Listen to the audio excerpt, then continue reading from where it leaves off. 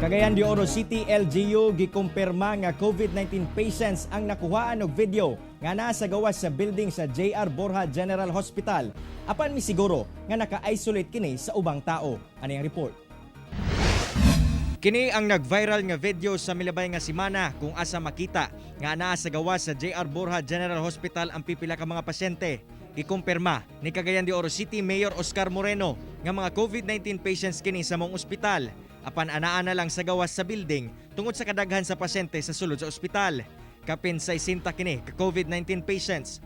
Apan gipasabot sa mayor nga bisan anaa sa gawas, anagyapon kini sa sulod sa compound sa ospital o ginasiguro nga isolated gyapon sa mga tawo.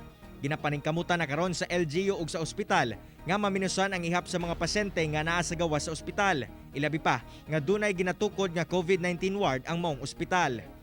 Pangitaag paagi karon nila ni Dr. Mamo nga ma-transfer dito sa sulod sa hospital ang at least half of the 60, no, mga 40 ang iyang target, ma-transfer within the next few days. Apan sa nag-viral sab nga video sa mga pasyente nga naa sa parking area sa ambulansya sa Northern Mindanao Medical Center, gipanghimakak sa DOH Region 10 nga mga COVID-19 patient ang nakita sa video nga mga pasyente. Mga nag-walk-in sa emergency room kuno kini nga mga pasyente nga sa karon na-admit na sa sulod sa ospital.